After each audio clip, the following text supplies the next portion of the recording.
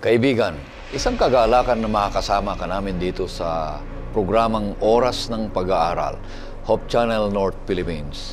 Isang pag-aaral sa salita ng Diyos na magbibigay sa iyo ng kapanatagan ng iyong puso. Pagkakaroon ng masayang paglilingkod sa kanyang banal na gawain at patuloy na pagkakaroon ng tunay na pag-asa ng kaligtasan mula sa ating Panginoong Jesus. Ito po ang iyong lingkod, Pastor Ray Urbi, bilang facilitator sa ating pag-aaral sa oras na ito. Pinabati ko ang lahat ng mga viewers natin, di natin nakakalimutan yan, mula sa Lutukan Adventist Church na ang kanilang 100 years anniversary ngayong taon na ito at purihin ng Diyos. Patuloy kayong maligaya at naglilingkod sa ating Panginoon. Ganon din sa Luzon, sa Cotabato, sa Carmona, sa Salinas, ganon din sa Novaliches, sa Lucban, sa San Narciso, sa Malaybalay, Bukidnon, Santa Marcela, ganon din sa Kalinga Apayao, sa Dasol, sa Don Bosco, sa Mahayhay, sa ganon din sa Sydney, Australia, sa Alberta, sa Cyprus, at sa mga hindi ko pa nabanggit, kaibigan, pagpapalain ka ng ating Panginoon Diyos na siya ang may-ari ng ating buhay. Maraming salamat sa mga masisipag na nagsusulat dyan sa comment section. Ito sa YouTube natin, channel, at dito namin nakikita at nalalaman, nilalike ang mga comments ninyo, mga kadagan ninyo, mga amen ninyo, mga daming mga patuloy na kayo'y nagsusulat dyan at palakasin kayo ng ating Panginoon Diyos. Diyan namin kayo nakikita at ipanapanalangin, kaibigan. Kaya patuloy kayong susubaybay na ito magsusulat. Ngayon, ang mga kasama natin dito, patuloy si Pastor Ray Salo. Siya po ang ating Behavioral Formation Officer ng Manila Adventist College at Executive Director ng Asia Association of Clinical Pastoral Education. Kumusta kayo, Pastor Salo? Mabuti naman po, Pastor Ray. At mula sa ating buhatan sa Manila Adventist College, pangumusta po para sa ating lahat at sa Asia Association for Clinical Pastoral Education. Okay, maraming salamat sa ating pagpapatuloy. Nais kitang aniyahan, kaibigan, sa isang panalangin. O Panginoon Diyos, buklatin na namin ang iyong ginintuang salita. Nawa po ang iyong presensya pamagitan ng banal na Espiritu at kasihan kami upang maintindihan namin at may paliwanag ng lubusan ayon sa inyong kalooban at maluwalhati ang iyong banal na pangalan. Pagpapalain niyo ang bawat isa sa amin, ganun din ang mga kapatid naming nag-aaral at sumusubaybay. Ito'y pagsamba sa inyo. Patawarin kami, Panginoon Diyos, sa aming kasalanan. Ito hiling namin sa pangalan ng aming Panginoong Jesus. Amen. Ang patuloy na pinapag-aralan natin ngayong trimestre mula pa noong Oktubre at hanggang Disyembre ay may mga tema sa Ebanghelyo ni Juan. Dito natin maunawaan kung sino ang ating Panginoong Hesukristo dito sa aklat ni Apostol Juan. Kung ano ang kanyang turo, kung ano ang kanyang mga ginawa at mga hiwaga na nagpatutuo na siya ay tunay na anak ng Diyos. At ang kanyang mga aral tungkol sa kaligtasan na may kaugnayan sa kaharian ng Diyos. Subaybayan mo ito, kaibigan, sapagkat ito'y makikilala mo ng lubusan ng ating Panginoong Yesus, sapagkat siya ay malapit ng darating. Kaya ang pangsyam na paksa na papag-aralan natin ngayong linggo ay may pabangat na ang pinagmumulan ng buhay. At ang talatang sa uluhin ay matatagpuan sa Juan 14:6. Ito pong sinasabi, "Ako ang daan at ang katotohanan at ang buhay. Sino man ay hindi makakarating sa Ama, kundi sa pamamagitan ko." Sabi niya. Napakabuti ng Panginoon Diyos. Pag-aaralan natin ang ating leksyon at buuin natin ng 3 punto, Pastor Salo. At ang 3 punto ay nag-uumpisa sa letter P. At ang unang P ay Promises Spiritual Satisfaction. Yan yung tinapay. Ang second P ay Provides Security and Salvation. Yun yung kung daan. At ang pangatlo ay Produces Fruitful Lives. Napakaganda nito. Lahat na ito ay ipapaliwanag natin sa magitan kay Pastor Salo. Pastor, ano ang ibig sabihin nito nung letter P na una? Promises Spiritual Satisfaction according to yung lesson natin. Ang pinagmumulan ng buhay, ang Panginoon. Maraming salamat po, Pastor Ray. Una, kailangan natin makita dito, Pastor Ray, na itong I am statement ng ating Panginoon Hesus, ito ay tinatawag nating confirmation or reaffirmation from the declaration in the Old Testament. Ngayon, maraming I am statement ng ating Panginoon Hesus dito sa New Testament na dalawa ang pwedeng mangyari.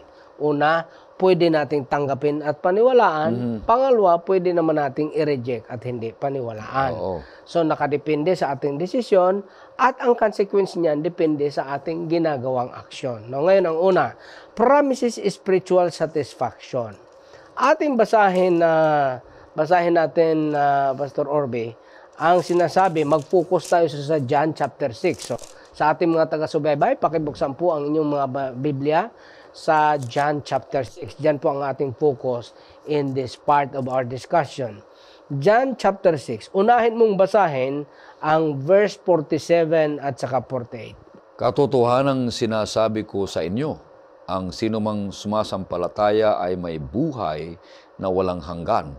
Ako ang tinapay ng buhay. Okay. So sabi ni Kristo, mga taga-subaybay at sa ating lahat, katotohanang sinasabi ko sa inyo. In another words, ang sinasabi ni Kristo, ang sinasabi ko sa inyo ay katotohanan. Hindi ito kasinungalingan. Hindi ito imbento. Katotohanan to. Hindi ito katsang-isip lamang. Hindi ito na sinasabi kong out of nowhere sapagkat nung nakaraang linggo nga ating napag-aralan na itong lahat na kanyang ginawa ay katuparan ng mga propesiya. Katotohanan ang sinasabi ko sa inyo na ako talaga ang buhay. At siya rin ang pinagmula ng buhay. He is the source of spiritual satisfaction. Spiritual satisfaction. Promises also of the spiritual satisfaction. Unang punto sa unang punto. Only Christ is the only way to salvation and also He can offer us sustenance. So ganun pala yun, Pastor. Siya lang talaga. Basahin natin ang verse 35. Anong sabi dyan? Sinabi ni Jesus sa kanila, ako ang tinapay ng buhay. Ang lumalapit sa akin ay hindi magugutom at ang sumasampalataya sa akin ay hindi kailanman mauuhaw. Dalawang punto dyan. Sabi niya, ako tinapay ito ng buhay. Reflection ito, declaration. Pero itong tinapay na buhay, kailangan may dalawa kang gagawin. Una, kailangan mong Lumapit. Kailangan mong lumapit. Kasi nandyan na nga ang tinapay, binigay na nga sa'yo. Kung di ka lumapit doon, anong gagawin mo? Hindi naman yan pwedeng kainin na sa distance ka lang. So, kailangan mong lumapit sa Kanya. Kaya mga minamahal, mga taga-subaybay, ang imbitasyon ng ating Panginoon Hesus ay hindi magiging realidad sa atin kung hindi tayo lalapit sa Kanya. Sapagkat ang tinapay, kailanman hindi ka mabubusog sa tingin. Kaya mahirap yung mga kabataan nating mga lalaki dyan na hanggang tingin ka na lang. Mahirap, walang ganun. Hindi pwedeng hanggang tingin ka na lang. Kahit sa tinapay, kailangan mong lumapit. Kailangan mong lumapit. Ngayon, pagkatapos mong lumapit, anong sabi pa dyan? Sa second part ng 35. At ang sumasampalataya sa akin ay hindi kailanman mauuhaw. Mauuhaw. Kasi mauuhaw at magugutom. Yun ang context niyan. Hindi rin pwedeng hanggang lapit ka lang. Kailangan sumasampalataya. Kung ilagay naman natin yan sa aktual na buhay, hindi pwedeng hanggang palapit-lapit ka lang. Wala rin mangyari sa'yo kung hanggang palapit-lapit ka lang. Ay wala. Kailangan sumasampalataya ka rin talaga. Sapagkat ang ating Panginoon Hesus, in-offer niya na siya yung buhay, siya yung tinapay, tapos kailangan nating ma-experiencehan ang tinapay. Punta tayo sa verse 51. Anong sabi diyan? Ako ang tinapay na buhay na bumabang galing sa langit. Kung ang sino man ay kumain ng tinapay na ito, siya ay mabubuhay magpakailanman. At ang tinapay na aking ibinibigay ay ikabubuhay ng sanlibutan ay ang aking laman. Ngayon, kailangan nating ipaliwanag yan. Hindi yan naintindihan ng audience ni Kristo. Ang sabi ni Bagalman noon, Pastor, ano yan? Kakainin natin yung laman niya. Hindi ganon. Ano yan? Cannibalism? Hindi. Ang ibig sabihin niyan, yung experience siya. God uses symbolism of the basic needs of life. Ang ginamit ng ating Panginoon Hesus, yung mga simbolo ng basic need of life, para maipaliwanag niya kung anong ibig sabihin ng pakikipagrelasyon sa Kanya. So sabi ng Panginoon Hesus, ang tinapay na buhay na galing sa langit at tinapay ng buhay ako yun. Mm. Now, kagaya ng tinapay, ma-experiensyahan mo lang kung kainin mo ang tinapay, mabubusog ka. Mm. Kailanman hindi mabubusog ang tao sa tinapay sa pamagitan ng tingin. Ah. At hindi rin mabubuo ang relasyon kung hanggang tingin ka na lang. Mm. Kailangan kainin ang tinapay para mabusog ka. So ang sabi ng Panginoon Hesus, ang kakain sa tinapay na ito, kailanman ay hindi magugutom at hindi rin siya mauuhaw. Bakit? Hindi lang siya tinapay. Siya rin ang tubig ng buhay. Versikulo 40, anong sabi dyan, Pastor? Sapagkat ito ang kalooban ng aking Ama, na ang bawat nakakakita sa anak at sa kanya'y sumasampalataya ay magkakaroon ng buhay na walang hanggan at muli ko siyang bubuhayin sa huling araw. Dalawa dyan. Ha?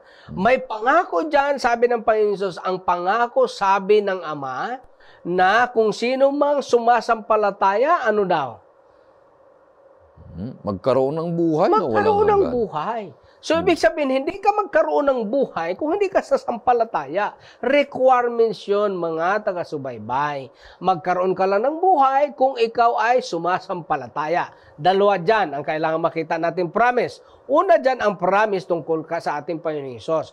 Bagaman siya ay mamamatay, pero binuhay siya ng Ama para patunay na kung tayo ay mamamatay rin sa temporaryong buhay na ito, bubuhayin pa rin tayo ng ating Panginoong Hesus upang makasama niya sa walang hanggang. Mm-hmm. So, ganun ang ating focus.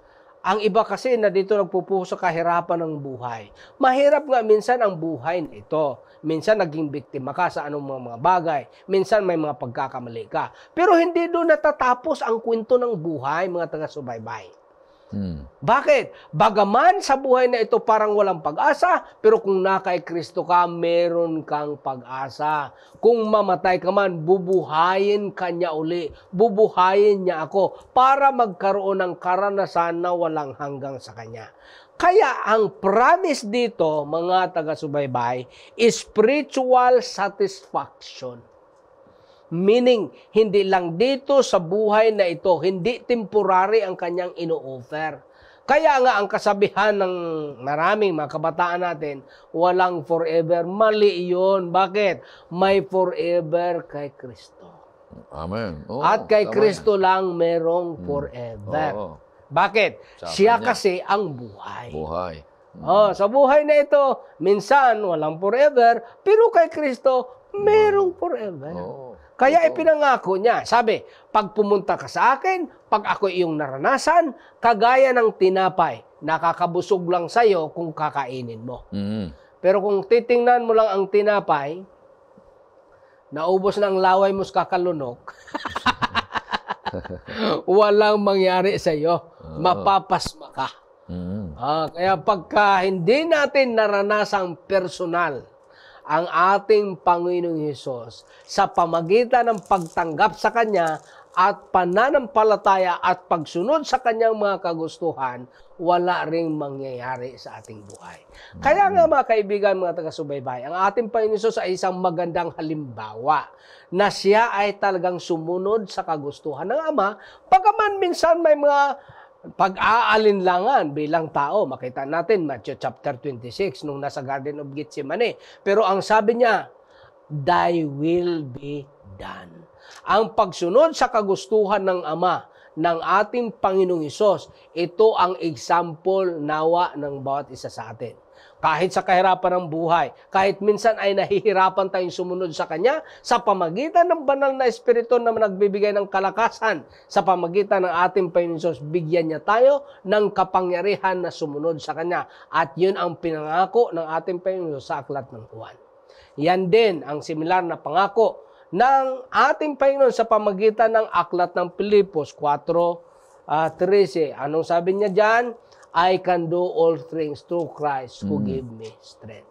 Kaya ang tinapay na buhay na nagbibigay ng kalakasan at pangako, walang iba kundi ang ating Panginoong Jesucristo. Purihin ang Panginoon Diyos, napakaganda, na ang pangako ng spiritual satisfaction ay ang ating Panginoong Jesus.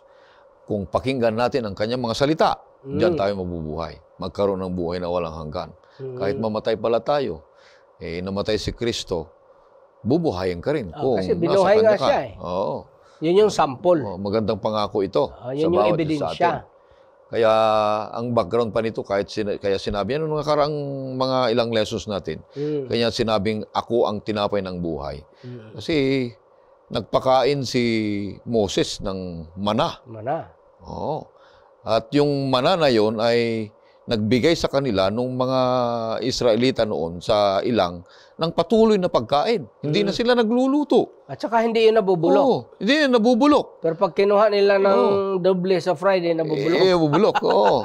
Yun ang prinsipyo nyon. Nandun si Jesus, nagpakain siya ng maraming mga tao. Abay, ito na yung mana. Kaya gusto na lang sundan ang ating Panginoong Jesus na pag na kay Jesus ka na, ay lagi ka nang kumakain ng pagkain ng mana na kagaya ng buhay na binibigay sa atin ng ating Panginoong Jesus. Kaya napakaganda nito, pag ang bawat isa sa atin ay na kay Kristo, hindi mo lang pagmamasdan si Kristo, lumapit ka at pag-aralan mo ang kanyang salita, namnamin mo, isa kabuhayan mo, yun yung pagkain, Isa Ang isa kasing punto dyan, Pastor, na kailangan ma-pick up natin, yung tinatawag na complete dependence. Kasi kagaya ng tayo sa ating panahon ngayon, pag hindi tayo kakain, kanila kasi bread yung kanilang main food noon. Pero i-contextualize natin, rice. Pag hindi ka kumain ng rice, anong pakiramdam mo? Parang hihina. Hindi parang. Talagang manghina ka. Hindi ka kumain. Wala kang kain-kain. Ilang araw na. Mamamatay ka talaga. Manghihina ka talaga. Na ibig sabihin, ganyan ang comparison. Na kung papaanong dependent tayo sa rice, dependent tayo sa pagkain, physically, ganyan din dapat ang level ng ating pagiging dependent kay Kristo. Saan? Sa pamagitan ng pag-aaral ng kanyang salita. Kaso lang, hindi natin kayang mabuhay ng 3 araw na walang kain. Kanin. Ng kanin. Kahit kumain ka lang, kumain ng mga kung ano-anong mga pagkain. Kung hindi ka kumain ng kanin. Kaya nga sabi, Pilipino ka daw, kung ang bread sa'yo ay snacks lang. Kasi nga, ang bread daw snacks lang. Kailangan may rice. Kung may rice, yan, kumain ka. Busog ka na. Yan ang talagang pagkain. Kulang ang satisfaction. Pero, Pastor, kaya nating mabuhay na walang basa-basa ng Bible kahit ilang araw. Pero pagdating ng panahon, wala ka namang kaya mo mabuhay spiritually. Physically. Pero hindi spiritually. Kaya nga ang sabi ng Panginoon Hesus, doon sa binasa natin kanina, verse 3, nang umpisa dyan, kailangan sa pamagitan ng kanyang salita. Mamaya ating i-review yan ulit. So, mga kaibigan, dito ang pinakapunto kasi, magkakaroon lang ng katotohanan ang kanyang promise sa atin kung tayo ay magkaroon ng sense of total dependence on Him. Kasi meron siyang promise na spiritual satisfaction. Yun yung mga hindi na-pick up ng mga tao. Akala kasi nila, ang promise ng Panginoon Hesus, temporaring tinapay. Akala nila, pandisa lang talaga, munay at iba pa. Hindi ganun. Although may ganun din. Pero hindi lang ganun. Ang relasyon sa Diyos, more than physical. More than physical. It's a spiritual thing. Ang maganda yung sinabi niya sa verse 33 ng ating Panginoon. Sabi niya, sapagkat ang tinapay ng Diyos ay ang bumabang mula sa langit at nagbibigay ng buhay sa sanlibutan. Sinabi nila sa kanila, Panginoon, lagi mo kaming bigyan ng tinapay na ito. So, ang alam nila ibigay mo sa akin yung tinapay na yan para hindi na kami literal pa rin yung iniisip nila. Ang iniisip lang nila, cinnamon. Para hindi na sila magutom. Hindi sila magutom. Tapos lagi pati. Kaya ang Panginoon sinabi niya, Ako ito. Ito ang tinapay ng buhay. Sa pamagitan ng aking laman, ang ibig sabihin nun, yung sacrifice. Na dapat natutunan na nila kasi nga ginagawa na yun mula pa nung Old Testament. Pero kung sino pa yung nag-o-officiate, siya pa ang hindi nakaintindi. Ang delikado niyan, Pastor, kung sinong nagdi-discuss dito ng lesson, walang pagbabago sa buhay. Ayan, napakahirap sa Yun buhay ang natin. delikado. Yun ang delikado. Oo. Ganon din ang mga nag-aaral, nakikinig. Pag walang pagbabago, Kung ito, linggo-linggo.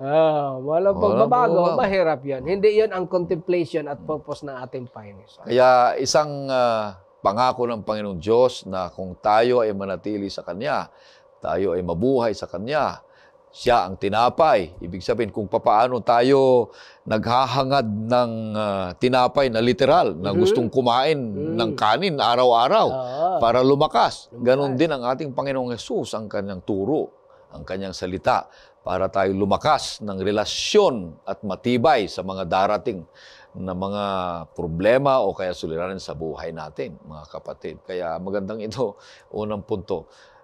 Promises spiritual satisfaction ang ating Panginoong Hesus, ang solusyon niyan.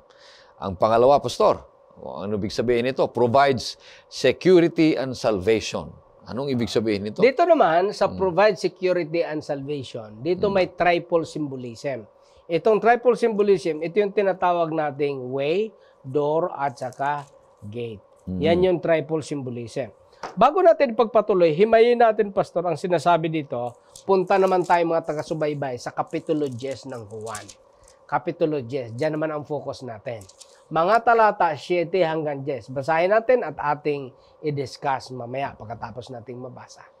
Kaya't muling sinabi sa kanila ni Jesus, katotohanang sinasabi ko sa inyo, ako ang pintuan ng mga tupa. Ang lahat ng nauna sa akin ay mga tulisan at mga magnanakaw. Subalit hindi sila pinakinggan ng mga tupa. Ako ang pintuan. Ang sinumang pumasok sa pamamagitan ko ay maliligtas at papasok at lalabas at makakatagpo ng pastulan. Ang magnanakaw ay dumarating lamang upang magnakaw, pumatay at pumuksa. Ako'y pumarito upang sila'y magkaroon ng buhay at magkaroon nito ng may kasaganaan. Siya na ang pintuan, siya pa ang tinapay. Oo. At hindi siya magnanakaw. Hindi rin siya tulisan.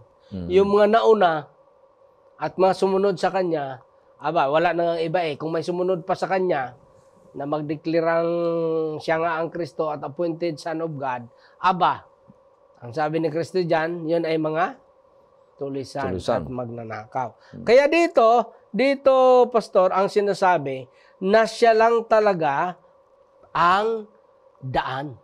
Wala nang iba. Si Kristo lang ang daan. Bakit? Pag sinabi nating only way, that means singular, distinguished, and separated. It is definite and made clear. Ibig sabihin, wala na talagang iba. Wala nang gagaya pa. Kaya mga minamahal na taga-subaybay, isip-isip din pag may time. Sabi na nga ng Panginoon, wala nang iba. Bakit pa nalilin lang tayo pag may nagdideklara? Ipaglaban mo pa ng patayan. Sabi na nga ng Panginoon Jesus, wala na ngang iba.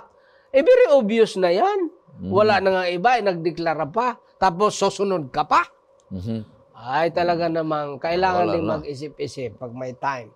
Pangalawang punto, through Him, believers find both protection and provision. Hindi lang protection, Pastor, kundi kasama ang provision. Bakit? Originally, Pastor, ang mga sinasabi ng ating Panginoon Jesus, hindi talaga siya prohibition, kundi siya ay protection. Halimbawa, nung sinabi ng ating Panginoon Jesus kay Adam at Eve, huwag kayong kumain sa bunga ng kahoy ng pagkilala ng mabuti at masama. Ang maraming pagtingin ng iba doon, prohibition. Hindi yun actually prohibition primarily. Ano yun? Protection. Hindi niya pinagbabawal yun. Hindi yun pinagbabawal na walang kadahilanan. Actually, hindi bawal.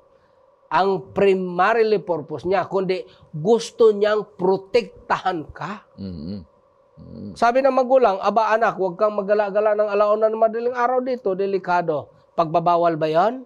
Protection yun. Ngayon, sa ating kapanahonan, ang kautusan, binigayan ng Panginoon, hindi yan para pagbawalan ka. Kundi para protectionan ka. Halimbawa, Pastor, Sabi ng ating Panginoon Jesus, ay huwag ka ng mga lunya. Or huwag kang pumatol sa may asawa na. Mhm. Mhm. Pagbabawal ba yon? Hindi. Hindi. Protection yon. Bakit? Alam ng Panginoon na masasaktan ka lang. Mhm. Kaya nga ang sabi ng teacher ko, huwag kang umibig sa taong parang buwan. At tanungin mo, Pastor, ano ba yung buwan? Oo nga. Ano yung buwan? Oo. Yun bang sasamahan ka sa gabi, iiwanan ka sa araw? Mahirap yun ang ganong relasyon. Kaya nga ito, ang ating Panginoon Jesus, sa pamamagitan ng kautusan natin at mga pangako niya, ito, huwag ka na dyan. Huwag ka nang mag-adultery, concubinage, bigamy at iba pa. Bakit? Hindi sa pinagbabawalan kita, kundi gusto kong maprotektahan ka. Maingatan ka. Maiingatan ka. Bakit? Mahal kasi tayo ng Diyos. Ang sabi ko nung marami, yung masarap pinagbabawal. Hindi actually yan masarap. Pinoprotektahan ka kasi alam ng Panginoon na masasaktan ka pagka sinuway mo yan. Mayroon kasi ngayon, Pastor, siyempre sa aking practice, mayroong counselor, ano? Di pagtanong ko, alam mo ba na may asawa na? Alam ko, Pastor, pero nahulog Masarap sabi. Nahulog. Masarap sa una. Sarap sa una. Nahulog daw pati. Sabi ko, basag ka nga talaga niyan. Nahulog ka no? Kaya, kung alam mo na, sabi ng Panginoon Jesus, huwag ka na dyan. Bakit? Masasaktan ka lang. Pangatlong punto, sa pangalawang punto, leads his followers to abundant life. Verse 10, Pastor, pakibasa. Ang magnanakaw ay dumarating lamang upang magnakaw, pumatay at pumuksa. Ako'y pumarito upang sila'y magkaroon ng buhay at magkaroon nito ng may kasaganaan. Sabi niya, yung mga nauna sa akin, at ito pa yung mahuli, magnanakaw yan. Ang purpose niyan, puksain ka lang. Pahirapan ka. Pahirapan ka lang. Sasaktan ka lang niya. Alam mo nang sasaktan ka, ba't ka pa doon? Kaya nga si Kristo, sabi niya, pag dito ka sa akin, magkaroon ka ng buhay. Anong klaseng buhay? Walang hanggan. Walang hanggang. At ano pa sa presenting kabuhayan? Kasaganaan. Abundant life. Kasaganahan. Bakit kasaganahan? Makatulog ka ng mahimbing. Kasi hindi mo niisip na baka darating ang original. Kapag ka ikaw ang hindi original, nag-date kayo, ayari ka na. ma-stress ka. Panay ang tingin mo sa kanan at kaliwa, sa harap at sa likod. Baka may mga... Hindi ka mapakali. Hindi ka makapakali. Bakit? May gusto ka lang maranasan. Bakit hindi ka makapali? Kasi alam mo kasi na may consequence yun. Kaya nga ang ating Panginoon, sabi niya, huwag ka na dyan. Huwag ka na doon sa mga naunang magnanakaw, sa darating na mga magnanakaw, dahil pupuksain ka lang yan. Sasaktan ka lang. Kaya mga kapatid, kahit anong pag-ibig na labag sa kagustuhan ng pag-ibig na disenyo ng ating Panginoon Hesus, masasaktan ka lang. Kaya yan sana ang invitasyon sa bawat isa sa atin.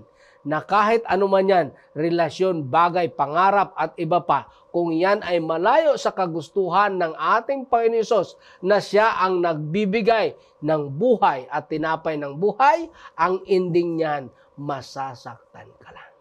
Kaya kung sakali mang tayo ay nasadlak ngayon sa kalagayan na hindi ayon sa contemplation ng ating Panginoon Hesus, ating hilingin sa Kanya sa pamagitan ng banal na Espiritu na bigyan tayo ng kalakasan upang maiwan natin ang mga habit, relasyon, at ano pang mga pinagagawa natin na malayo sa Kanyang kagustuhan upang maproteksyonan tayo sa sakit na ating madaranasan sa klase ng pamumuhay na malayo kay Kristo. Sapagkat si Kristo bilang author ng buhay, kailanman ay hindi niya pinangarap na tayo ay masaktan. Sa ating relasyon, ang gusto ng Panginoon, tayo ay sumaya. Sa ating hanap buhay, ang gusto ng Panginoon, tayo ay sumaya. Sa ating pagtatrabaho, ang gusto ng Panginoon, tayo ay sumaya. Isa lamang ang paraan na tayo ay sumaya. Sundin natin ang kagustuhan ng ating Panginoon Hesus sa pamamagitan ng banal na salita.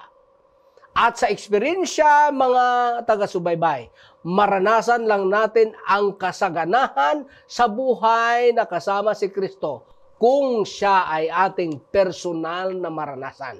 Ang sabi niya, kung sino ang kakain sa tinapay na ito lang ang mabubusog. Ibig sabihin, ito lang ang makinabang. Sa ating relasyon at panampalataya sa ating Panginoon Hesus, hindi tayo magkaroon ng abundant life kung hindi tayo susunod at personal na maranasan ang presensyang kasama siya. Kaya kung sakali mang narito pa tayo sa tinatawag nating Valley of Decision, kasi nag-i-enjoy pa tayo sa mga kasalanang ating hawak-hawak, bagaman alam natin na hindi ito ang kanyang kagustuhan, sa pamagitan ng banal na espiritu tayo bigyan niya ng kapangyarihan, na ang kapangyarihan na ito ay magbibigay sa atin ng kasaganahan ng buhay na kasama ang ating Panginoong Jesucristo. Sapagkat kay Kristo, nandyan ang kasaganahan. Naman. Purihin ang Panginoong Diyos. Napakaganda na ang pag-iingat ng Panginoong Hesus ay nakalaan para sa bawat isa. Ipinaghandaan na niya. Kaya siya ang daan. Ibig sabihin, wala nang iba. Wala iba. Siya lang ang sundan natin. Huwag tayo nang gagawa ng ibang daan natin dahil ito'y patungo sa kapahamakan. Huwag din sumunod sa daan ng iba na hindi siya. Ang daan. Hanapin natin ang mga daan na tungo sa kaligtasan. Kaya nga't sinabi pa rin niya siya ang pintuan. Tugma ba ito sa sinabi ng Panginoong Hesus na hanapin niyo o kaya pumasok kayo sa makipot na pintuan? Sapagkat maluwang ang pintuan at malapad ang daang patungo sa kapahamakan at marami ang pumapasok doon. Ngunit sabi niya sa 14, sapagkat makipot ang pintuan at masikip ang daang patungo sa buhay at kakaunti ang nakakatagpo niyon. Ito yung sinasabi ng Panginoong Hesus. Maraming mga nakakakilala sa Kanya, nananampalataya sa Kanya, pero kaunti ang sumusunod. Marami kasing opsyon doon sa isa. Ibig sabihin ng Panginoong Hesus, napakaraming opsyon dito. Akala nga kasi, ngayon pinaliwanag natin, Pastor, akala nga kasi ng iba, itong imbitasyon ng ating Panginoong Hesus ay prohibition. Pero hindi nga ho yan prohibition. Yan nga po ay protection. Sapagkat alam niya kasi ang hinaharap. Kaya nga sabi niya, masasaktan ka kasi dyan. Pag dumaan ka sa dyang daan, ang daming dumadaan dyan. Bakit? Maluwang, maraming invitasyon, masaya ka mo rito. Chill-chill lang dito sa mga kabataan pa. Pero hindi talaga dyan chill-chill. Bakit? Ang ending niyan, masakit. Masakit ang ending niyan. Yung sinabi mo sa kanina na, yung kasalanan, yung paggawa ng makamundong bagay ay parang hindi masarap yun. Pero sa bandang huli ay pagsisisihan mo. May in-over siya na kasiyahan na konti. Kasiyahan na konti. Kasi yun ang pamamaraan ng kaaway para ikaw ay kanyang linlangin. Malinlang at magupi. Kasi kung hindi agad ito masarap, ay ayaw mo. Ayaw mo. Pero merong bigyan ka ng konting sarap niyan. Pero bandang huli ay masasaktan ka. I-expose ka. Ipapahiya ka na. Madidepress ka na. Bakit? Pumasok ka sa kanyang bitag. Kaya nga, ang sabi niya natin Panginoon Hesus, kailangang suriin. At sabi niya, hindi naman tayo mahirapan Bakit? Siya nang naghanap sa atin. Di ba, hinanap niya tayo, nabanggit natin doon, si Lucas, sinabi dyan, ang ating Panginoon pumunta rito para hanapin at iligtas. Dalawa ang purpose niya. Hinanap tayo para iligtas. Pero kailangan kasi mag-response tayo. Maganda ito. Na ang bawat isa sa atin. Kaya yung pangalawang punto, maganda pa rin, Pastor. Sabi niya ay hindi lang yung una na nangako ang Panginoong Hesus ng spiritual satisfaction na siya ang bread, kundi provide security.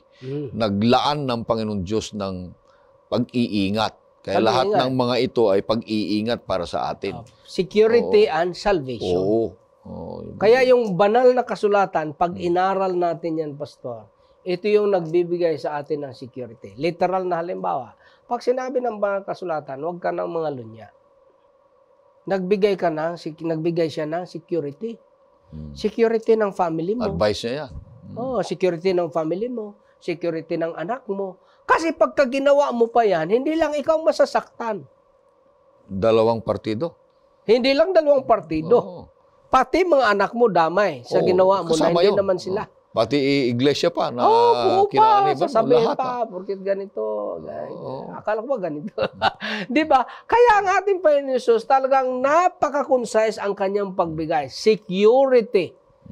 Pero hindi nagtatapos doon. He also offer salvation. Oo. Gaya ng sinabi pa dito, magnanakaw. Sinabi ng kautusan ay, huwag kang magnakaw. Huwag kang Kung magnakaw. lahat ng mga tao ay hindi magnanakaw. Kasi nga, Ay napakaganda nun. Sabi ng Panginoon na, Oo. delikado Uunlad yan pag tayo. nagnakaw ka. Kasi pag nahuli ka, Kulong, hindi lang. yari ka. At ang pagnanakaw, marami yan. Maraming form. Ang inisip kasi ng iba, yung magnanakaw, kukunin mo yung property ng iba, walang nakatingin. Hindi lang ganun. Oo, hindi lang yun. Yung nasa posisyon ka, tapos hindi tama ang pag-dispense mo sa nasa sayong binigay na katiwala sa'yo, pagnanakaw yan. Ang tawag dyan ay corruption. Oo. Ngayon, ito dapat ang nakalaan. Tapos hindi mo dyan inilagay mo sa iba. Ang tawag dyan? Malversation. Malversation. Oo. Kaya maraming form, hindi lang ganun. Kaya maraming form. Ang ating Panginoon Jesus, binigyan niya tayo ng warning. Kahit anong gagawin pa dyan, ang purpose daw dyan, pupuksain ka lang nila. Kaya si Satanas, wala talagang iba dyan, Pastor. Wala talagang ibang agenda si Satanas. Anong agenda niya? Sasaktan ka lang. Sisiraan. Sasaktan. Hindi ka lang sisiraan. Ipapahiya. Sisirain ka talaga. Sisirain talaga. Hindi lang sisiraan. Kasi yung sisiraan, di ganun ang effect lang noon eh. Sisirain ka talaga. Okay. Kaya sabi ng Panginoon, kung sakaling nandyan pa kayo, bigyan niya tayo ng kapangyarihan para makawala tayo sa talikala ni Satanas. Kung ano man ang nakagapo sa atin. Napakaganda nito. Pag sinabi niyang siya ang daan, pag sinundan mo ang daan patungo sa ating Panginoong Jesus, magkakaroon tayo ng kaligtasan. At pupunta na tayo sa pangatlo. Kaya yung una, yung pangako ng spiritual satisfaction. Pangalawa, yung naglaan ng seguridad at kaligtasan na siya ang daan, siya ang pintuan. At ang pangatlo dito ay produces fruitful lives. Yung magbubunga ng saganang buhay. Anong ibig sabihin, Pastor, ito? So, imbitahan naman natin ang ating taga-subaybay. Punta naman tayo sa Juan 15. Juan 15 naman tayo dito, Pastor. Mag-umpisa tayo dyan sa Juan 15, versikulo 3. Ano ba sabi dyan sa versikulo 3? Kayo'y malilinis na sa pamagitan ng salita na aking sinabi sa inyo.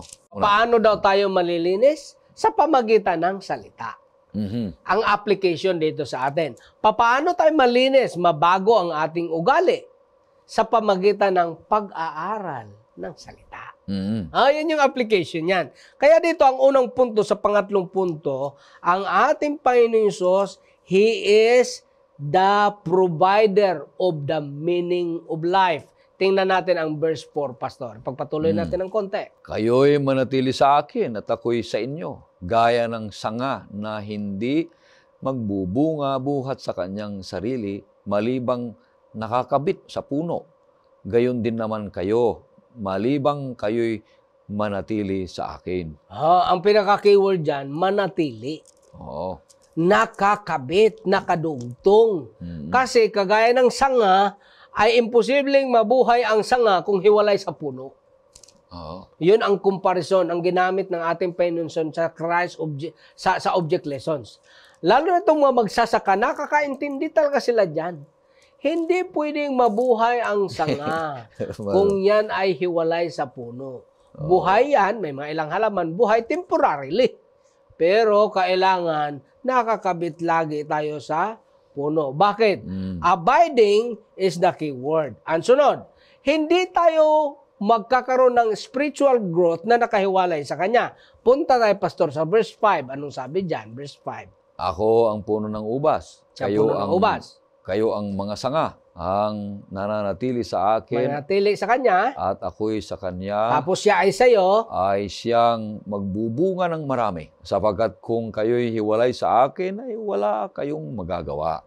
pag hiwalay nga sa Kanya, walang magagawa. Ngayon, itong bunga, maganda ang explanation dito ni Apostol Pablo. So ating imbitahan ng ating taga-subaybay. Punta tayo sa Kapitulo 5 ng Galacia. Magandang comparison dyan ng pagkapaliwanag ng ating Apostol Pablo sa mga sinasabi ni Apostol Juan. Punta tayo, Galatians chapter 5. Mga bersikulo, mag-umpisa tayo, Pastor, sa verse 16. Anong sinasabi dyan? Subalit, sinasabi ko, lumakad kayo ayon sa Espiritu at huwag ninyong bigyang kasiyahan ang mga pagnanasa ng laman. Huwag bigyang kasiyahan ang pagnanasa ng laman. Ito yung nabanggit natin kanina. Dalawa lang kasi ang option dyan. Espiritu or laman.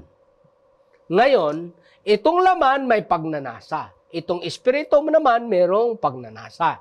Ngayon, itong laman magbibigay din sa iyo ng kasiyahan. Temporarily. Ngayon, ang espiritu magbigay sa iyo ng bunga. Basahin nyo lang ng kunti dyan. After 16, 17, 18, makikita mo ang bunga ng laman. Hindi na natin isa-isahin dito. Pero nakikita mo dyan. Pag binasa mo dyan, 16, 17, 18, 19, yan yung klase ng bunga ng laman. 2021. 2021. Inimphasize dyan. Apostol, basahin mo nga, Pastor, ng konti. Subalit kung kayo'y pinapatnubayan ng Espiritu, kayo ay wala sa ilalim ng kautusan. Kayo ay hayag ang mga gawa ng laman. Ano daw? Ang mga ito ay pakikiapid, Pakikiapid. karumihan, kahalayan, pagsamba sa Diyos-Diyosan, pangkukulam, alitan, pagtatalo, paninibugho, pagkagalit, pagkamakasarili, pagkabahabahagi, mga pagkampi-kampi, pagkainggit, paglalasing, kalayawan, at ang mga katulad nito. Binabalaan ko kayo na gaya ng aking pagbabala noon una sa inyo na ang mga gumagawa ng gayong mga bagay ay hindi magmamana ng kaharian ng Diyos. Grabe na declaration yan. At meron diyang catch-all provision. Mga bagay na katulad nito. Pagbabala. Pero ito yung mali, Pastor, ng karamihan. Nagpo-focus sila doon sa action. Yung action actually ay result lang yun ng inner struggle and motivation. Yung kalagayan ng tao. Kaya siya ay may ganong mga ginagawa. Ang pinaka-problema talaga dyan, Pastor, hindi yung extrinsic, kundi ang pinaka-problema ay intrinsic. Ngayon, kaya nakakagawa ka ng ganon kasi may problema ka intrinsically. Ano yung intrinsic? Ang ibig sabihin ng intrinsic, yung iyong koneksyon. Yun. Kung hindi nakakonek sa Panginoon, intrinsically sa loob, ay makakagawa ka ng mga ganon.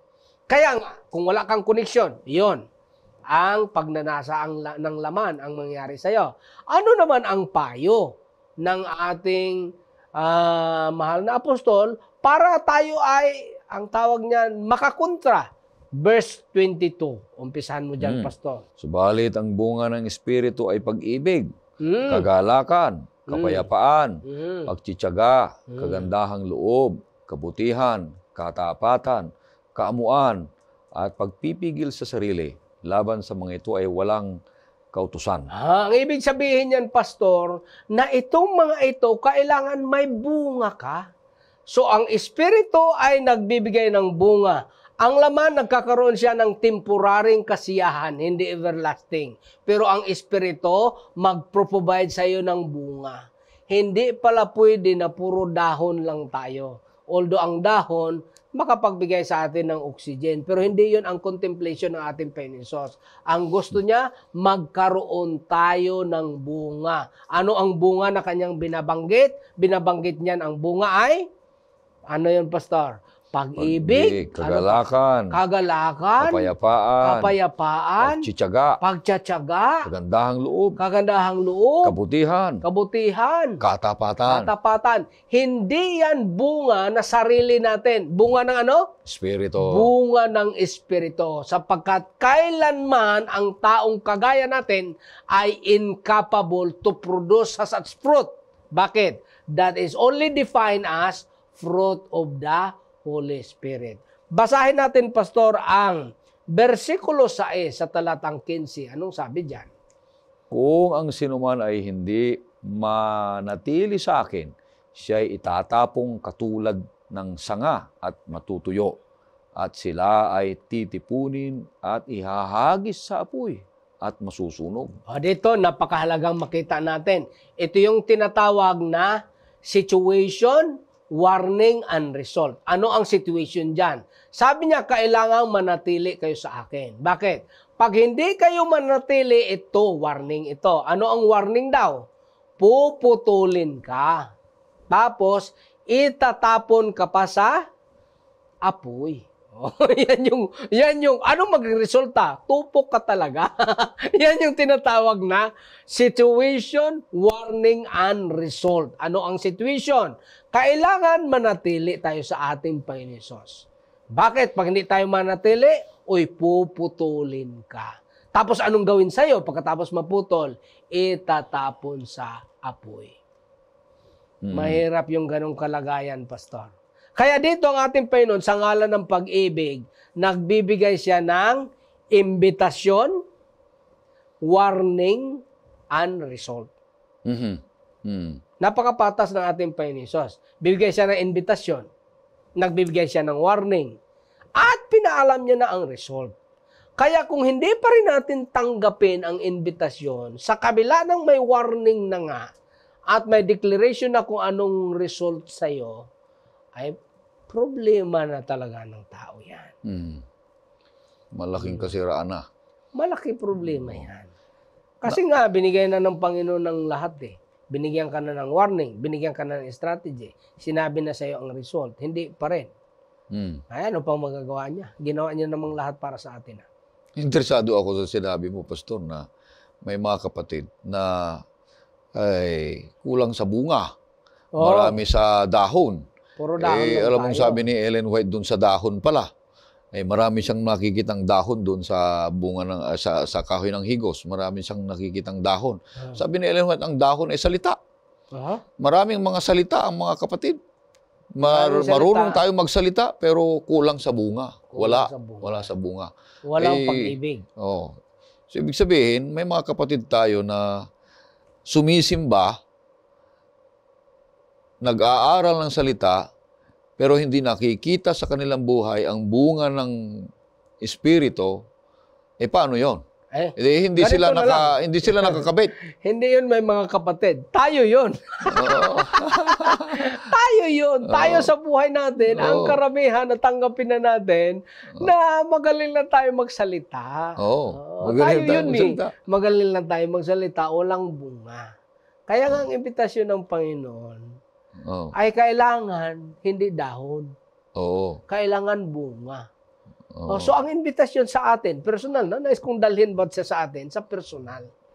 Huwag na tayong tumingin sa iba, sapagkat wala naman tayo karapatan para tingnan ng iba sa ganitong larangan. Ang tingnan na lang natin, yung buhay natin sarili. Isa-isa. Isa-isa. Ang invitasyon, ano kayang klaseng buhay ang kinabubuhay ko?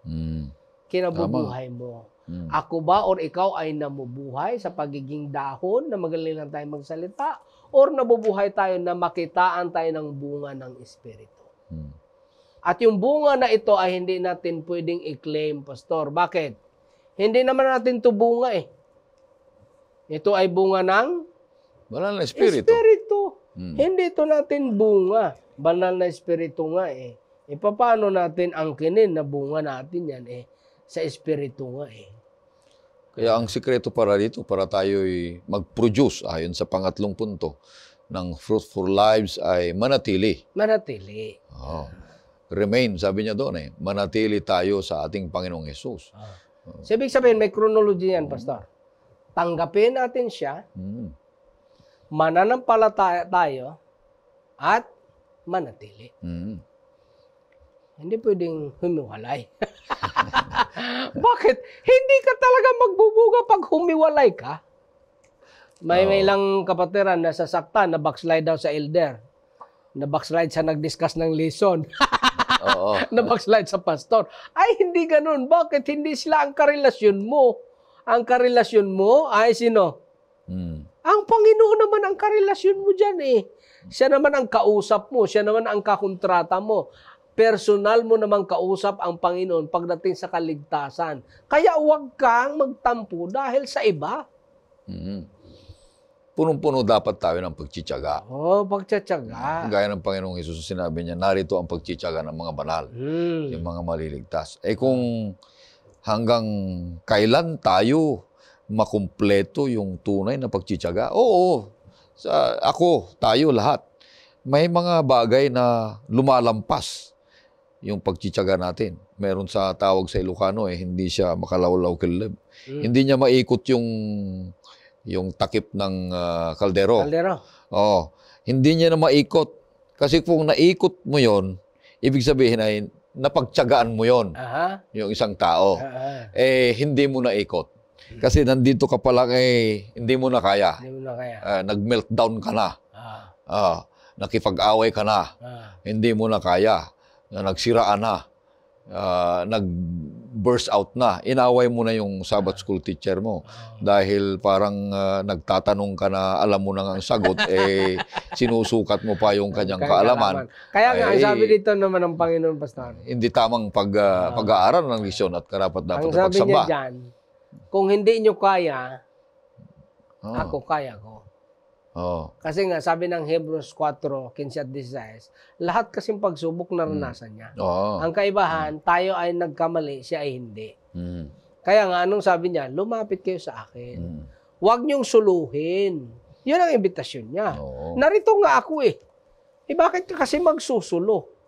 Doon ka mahirapan kung magsulo ka. Okay, maraming salamat sa ating pag-aaral. Huwag nating kalimutan ang ating leksyon ang pinagmulan ng buhay ay letter P, promises spiritual satisfaction, provides security, and produces fruitful lives. Mananatili tayo sa ating Panginoong Hesus. Kaya sa ating pagtatapos, makakarinig tayo ng isang awitin. Pagkatapos ay mapakinggan natin si Pastor sa kanyang panalangin.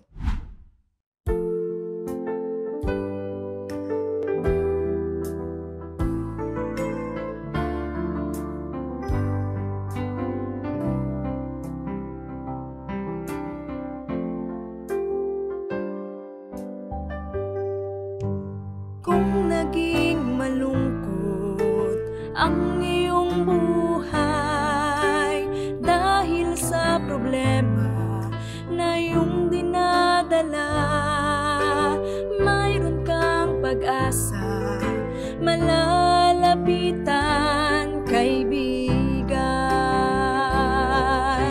Siyang nagmamayari sa'yo, siyang nagbigay ng buhay mo, siyang kalutasan sa ating suliranin. Problema mo'y kaniyang papawiin.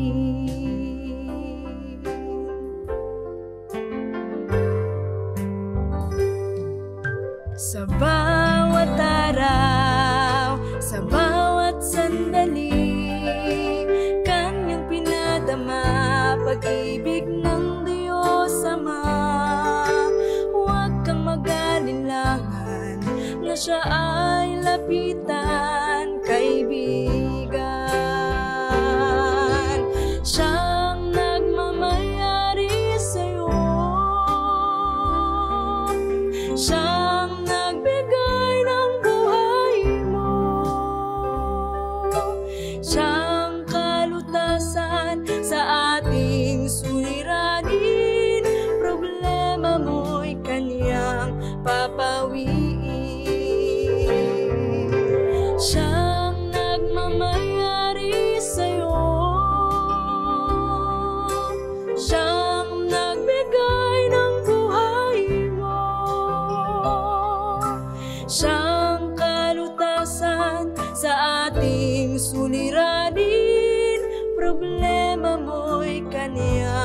papawiin. Problema mo'y kaniyang papawiin.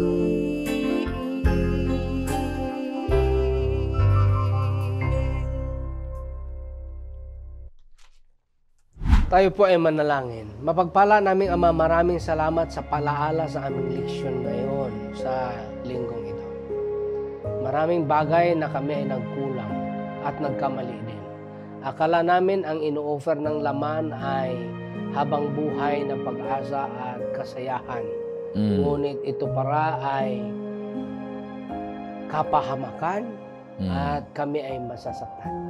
Kami po ay lumalapit sa inyong mahal na Ama. Marami po kami mga pagkukulang sa buhay, mga maling desisyon, mga maling relasyon.